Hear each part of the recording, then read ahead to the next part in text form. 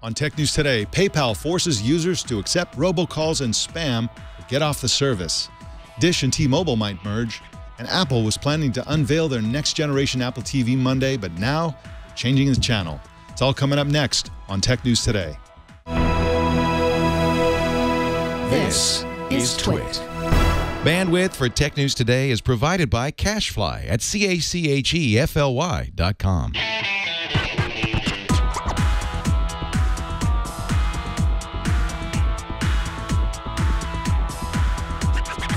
This is Tech News Today for Thursday, June 4th, 2015. This episode is brought to you by Gazelle, the fast and simple way to sell your used gadgets. Find out what your used iPhone, iPad, and other Apple products are worth at Gazelle.com. And by ZipRecruiter. Are you hiring? With ZipRecruiter.com, you can post to 100-plus job sites, including social networks, all with a single click. Screen, rate, and hire the right candidates fast. Try ZipRecruiter with a free 4-day trial now at ZipRecruiter.com/TNT. Tech News Today is the show where we talk about the tech news with the journalists who report it. My name is Mike Elgan, your host today, and today we're going to be talking about a number of really interesting stories that have come over the wires this morning involving privacy and government and the Constitution and all kinds of stuff. So why don't we jump right into the news? PayPal changed their user agreement to give themselves permission to spam you with robocalls and spam texts. By agreeing to the new PayPal terms of service, you're automatically opting in. Brian Fung is a reporter for The Washington Post and joins us now to talk about this story. Welcome to you, Brian. Thanks for having me. Thanks for being on. You had the highly cited story today on Google News. Can you tell us more about PayPal's updated terms of service? What did they add? What did they change? So PayPal is rolling out an update to its terms of service that will go into effect in July. But what the update says is that by agreeing to use PayPal and agreeing to the terms of service, the user agreement, users will be agreeing to take automated calls and basically robocalls and text messages, automated text messages from PayPal. And those might be for things that include updates to your account or notification about account activity. But it could also include things like surveys and polls and promotions and marketing offers, which naturally has some people pretty upset. And the only way that you can opt out of this is not to have a PayPal account. Now, a PayPal person did tell me that if you do agree to the terms of service and then receive a phone call from PayPal, you can tell PayPal don't call again, and PayPal will honor that request. But at the outset, you're forced to accept the robocalls and the text messages when you agree to the terms of service. One of the weird things about this is that they specify that they might call you using a phone number that you never provided to them in the first place. What's going on with that? Are they giving themselves permission to go out somewhere and buy some phone numbers, and if you're on that list, they can call you using that phone? Yes. Basically, PayPal says through unspecified means that they would be able to contact you using phone numbers that they've obtained elsewhere. They don't tell you exactly how they acquired those phone numbers, but basically by agreeing to the terms of service, you'd also be opening yourself up to being contacted by PayPal on other phone numbers, yeah. Now, you cover the government a lot. You're at the Washington Post, and you're in Washington, D.C., and right? Is that where you're based? It is. Okay. And so it seems like this could be sort of preemptively invalidated by upcoming law around the issue of robocalls and so on. Can you talk a little bit about that? Yeah, absolutely. The Federal Communications Commission has just circulated a proposal that would update some of the laws, or some of the regulations, I should say, surrounding robocalls and automated dialing and so forth. What the update would do is basically make it easier for consumers like you and me to opt out of robocalls. It would tighten some definitions about what it means to use an auto dialer to dial basically random numbers automatically, as well as giving carriers the ability to use robocall blocking technology. And so all of these measures are aimed at sort of thwarting a lot of the unwanted calls that consumers are getting, particularly on mobile devices. And so it's possible that if these new rules take effect when the FCC votes on them later this month, that PayPal could fall squarely in the crosshairs here. Very strange. They also say in the user agreement that they may share phone numbers with their affiliates. Who are their affiliates? Do we have any idea who these companies are? That's a good question. I don't know the answer to that, but it's certainly pretty vague and pretty shady, I would say, of PayPal to say that they would be sharing your information. Yeah, it's very strange. It seems like they're kind of betting that the public either doesn't care or isn't paying attention. And that always gives me pause, especially for a financial company that, of course, they need the trust of the public. And this sounds like, if you are paying attention, could erode trust in this. Essentially, it's a financial service. And so we'll see if they get away with it. I mean, I think all of this sort of speaks to the idea that the internet economy runs almost primarily on user data and access to information about personal accounts and your information. In fact, it seems like there's a growing awareness by folks both inside and outside the industry that this is how the world works now. And it could be something that we ought to deal with in terms of policy. Earlier this week, Tim Cook gave a speech to the Electronic Privacy Information Center and said that companies like Google and Facebook make their money off of data, but that Apple is not one of those companies. And then earlier this week also, Senator Sheldon Whitehouse also had an op-ed in which he sort of pointed out the dichotomy between Americans' concern over government surveillance, with the NSA and phone records collection and that kind of thing, and yet Americans generally have very few qualms about when companies and private entities scoop up information. Yeah, wow. Well, I guess everybody who's listening to this and watching this show has a choice to either agree to the user agreement. This will be you'll be asked very soon to renew your agreement with the new agreement.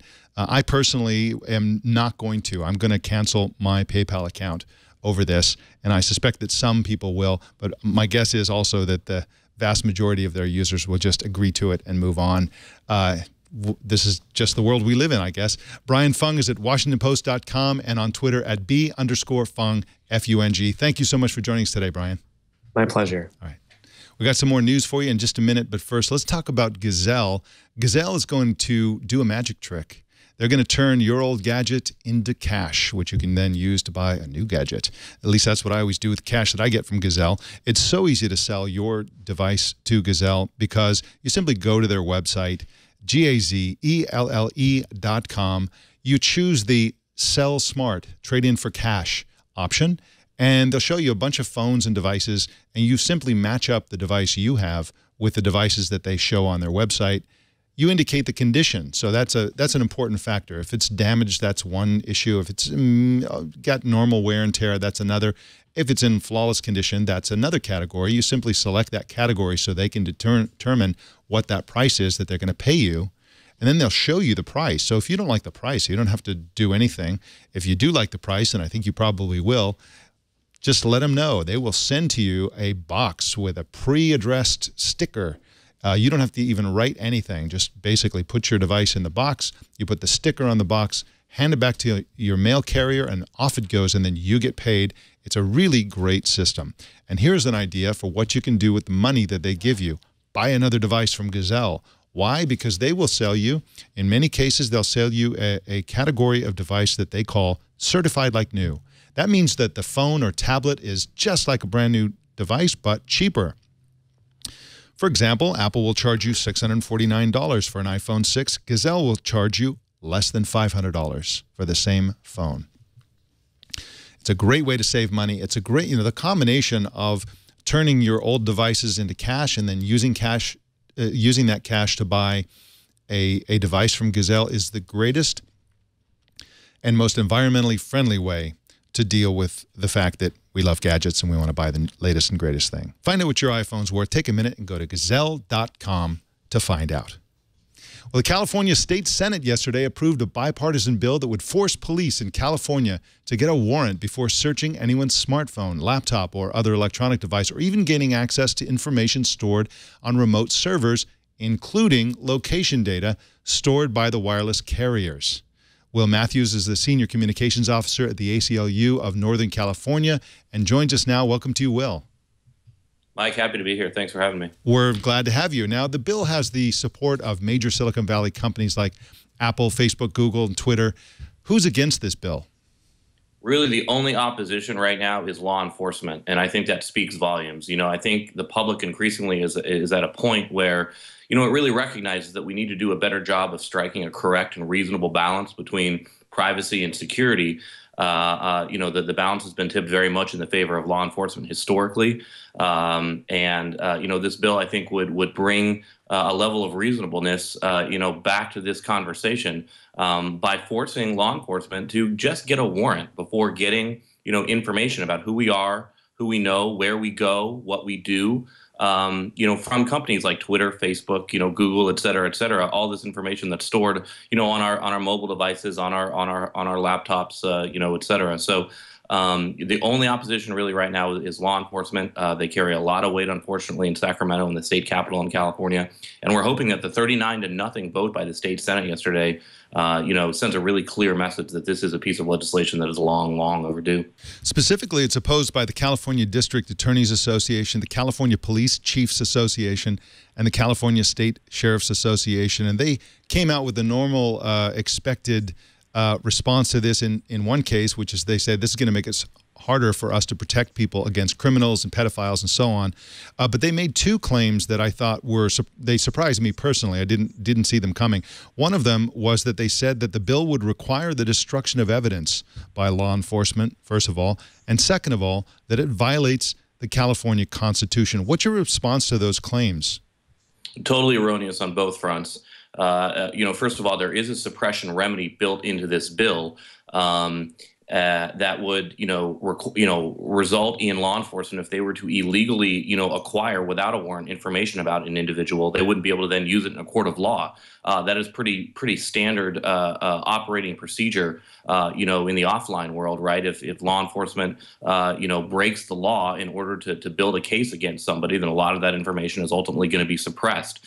You know, in order to get that suppression remedy enacted, this is going to take a 2/3 majority of both the Senate and the Assembly to alter the state constitution. But obviously the elected representatives yesterday in the state Senate didn't have a whole lot of qualms about that, again, voting 39-0.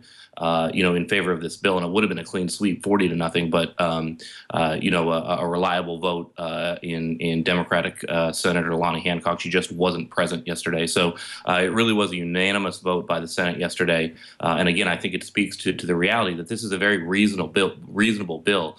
And I'd like to make the point, if I could, that this is a bill that you know, does carve out exceptions for you know, emergency situations. If there is an urgent and emergency investigation that law enforcement is undertaking, they would be able to you know, access information. Say there's a child abduction or something like that, they absolutely would be able to access information immediately. So this is not a bill that is anti-public safety by any stretch of the imagination. This simply is a bill that is trying to bring a little bit of you know, reasonable balance back into this conversation about, you know, how we protect our public safety while at the same time, you know, maintaining a fidelity to our Fourth Amendment rights. It also, of course, allows law enforcement to do these searches if they have the consent of the owner of the device and so on. And so, you know, this is how would this law exactly make California different from federal law around searches of electronic devices?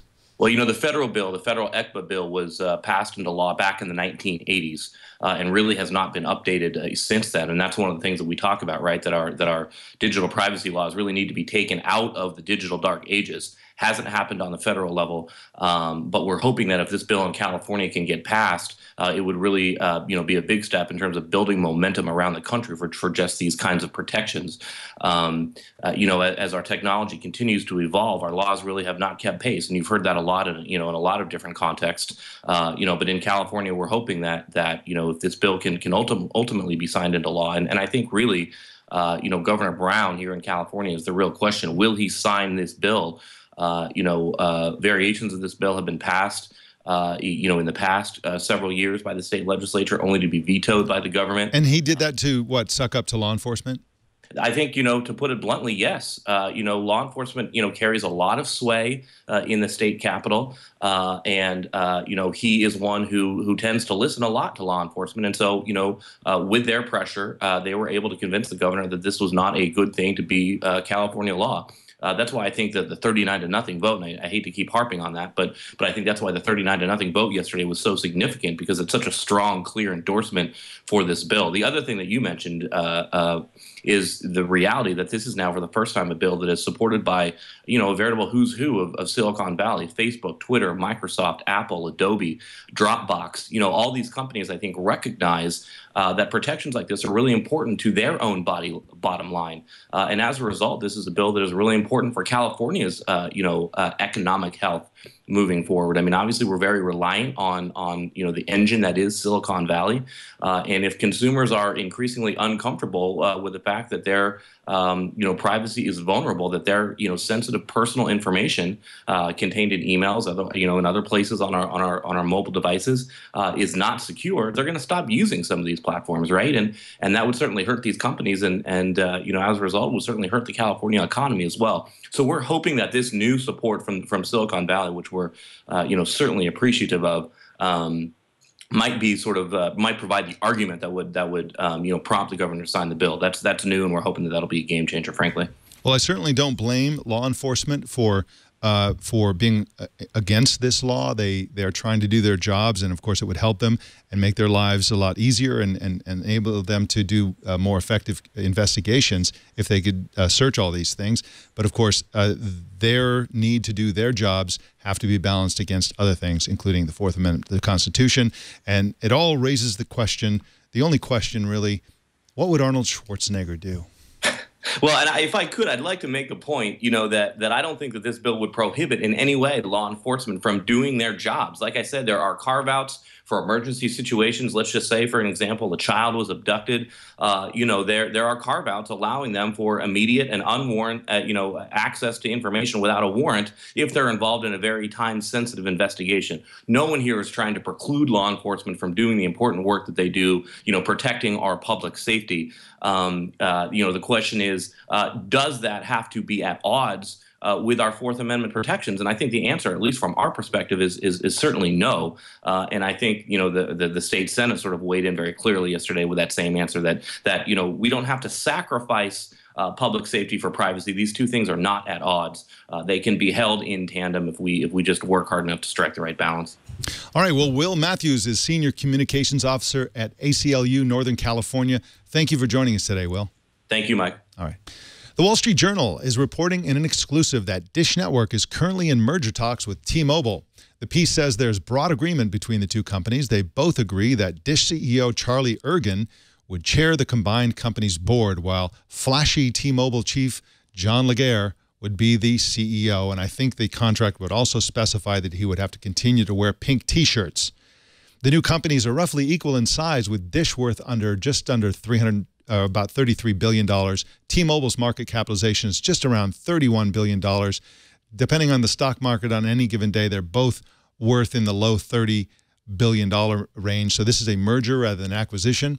Dish is America's second largest satellite TV operator, and T-Mobile is the fourth out of four of the nation's major wireless carriers. And of course, if they pull this off, they will probably meet very little resistance from regulators, because this is a completely different deal than some of the other mergers that have been scuttled recently. They're in different businesses. It would probably actually, unlike other schemes where they say it's going to improve service, this one probably would improve at least mobile service for T-Mobile subscribers and so on. Now, Deutsche Telekom owns 2/3 of T-Mobile. So they're heavily involved in the deal. They may want to divest themselves entirely at some point. And again, this involves lots and lots of people. T-Mobile has about 44.7 million retail customers, and Dish has 13.8 million satellite TV customers, and about half a million internet subscribers. So this deal looks like it's probably going to happen if you believe the Wall Street Journal, and if it does happen, it's probably going to be approved. They should just call it D-Mobile. That's my 2 cents. Well, NASA and Verizon are hatching a scheme to track civilian drones by using cell towers, according to an exclusive in the Guardian newspaper. The system would serve as a kind of air traffic control system for the nation's quadricopters. The project is taking place at NASA's Ames Research Center in Silicon Valley, which, by the way, is managed by Google. NASA hopes that the technology they're developing would create automatic geofences around no-fly areas. Verizon reportedly hopes to finalize the technology within 4 years, and my guess, even though we don't have all the details, is that this would require changes by drone manufacturers who would be theoretically required to install, for starters, mobile broadband radios that can interact with carriers and so on, which may raise the price, but we'll see. It sounds like a good idea, though, in any event, to have geofencing as the way that we prevent drones from slicing up Enrique Iglesias and doing other things like that they've been doing lately in the news. Well, in follow-up news, we told you previously that Apple canceled plans to roll out its streaming TV service because of the difficulty of making content deals. That was originally supposed to happen Monday at their Worldwide Developers Conference. Now, Recode is reporting that Apple has also canceled plans to unveil a new Apple TV set-top box Monday, which confuses the heck out of me because I assumed that they were going to come out with all kinds of HomeKit stuff, and we're learning that Apple TV is going to be a centerpiece of their HomeKit and home automation system. However, we're also hearing that old Apple TVs will be able to serve that function as well. So they probably don't need the new Apple TV in order to roll out, talk about, and for you to enjoy HomeKit and home automation solutions that are supported by Apple. And so they probably don't need to roll out the new Apple TV. But we'll see if this report is accurate. This is from Recode, of course, and they are very, very accurate with their source-based reports. Well, in other Apple news, Apple today announced 2 chunks of news about Apple Watch availability. First, the watch will go on sale in 7 new countries starting June 26th. Those countries are Italy, Mexico, Singapore, South Korea, Spain, Switzerland, and Taiwan. Also on that same day, Apple says some models of the Apple Watch will be available in retail Apple stores. Imagine that. You'll be able to walk into an Apple store and buy an Apple Watch. Won't that be special? Well, in product update news, Periscope today added new features that make the live streaming service more powerful to use. First, the company added a map browser for finding streams by location.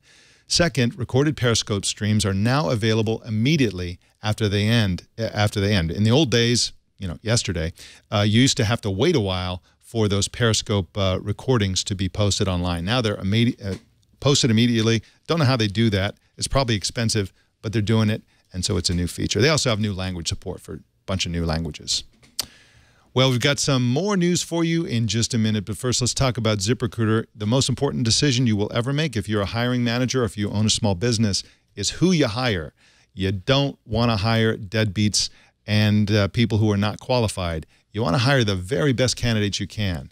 Now, of course, you can do it the old-fashioned way by going to job boards, but here's the bad news. There are too many of them.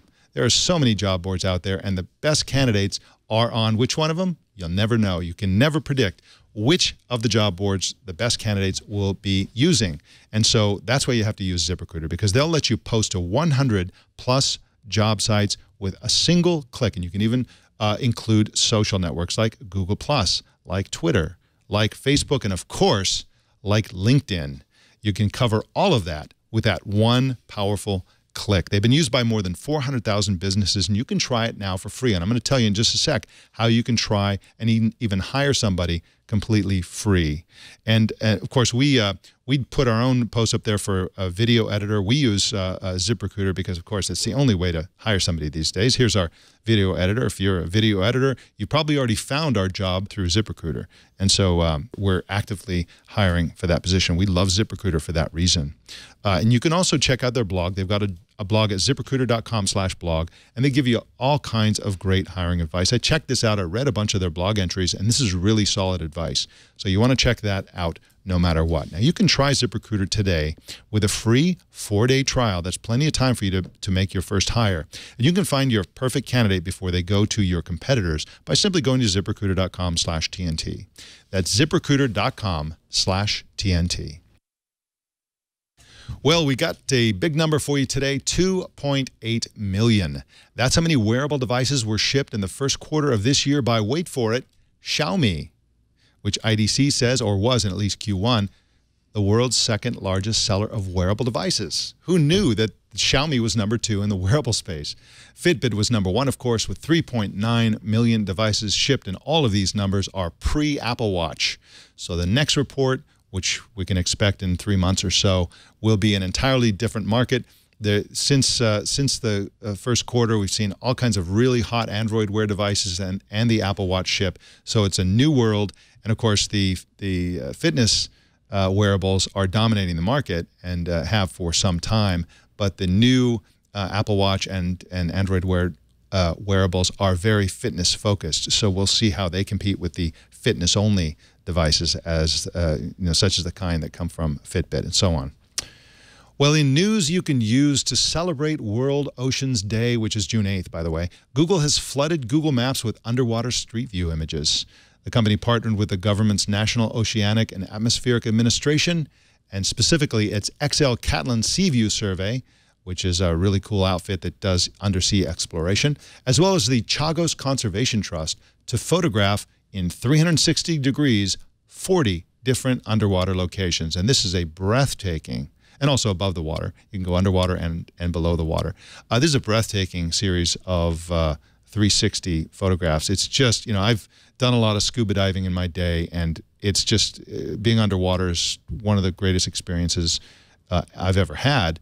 And these really take you there because they're just unbelievable. There we go. That's a giant mammal swimming around. Very awesome stuff. Well, our TNT fan of the day is Sean Streetmatter, who posted this picture on Twitter. He's watching Tech News Today on one screen and Meerkat on the other. We don't mind multitasking. No problem at all. Sean is a huge Meerkat fan, as I discovered on his Twitter feed. But there we are. We're just like Meerkat, but with really good content and HD video and all kinds of other bennies. Show us how you watch or listen to TNT. Just record a video or take a picture of yourself or your setup and post it on Google+, Twitter, or Facebook. Use the hashtag HowIWatchTNT so we can find it. You can subscribe to Tech News Today on Spotify. Choose your favorite way to subscribe at twit.tv/TNT.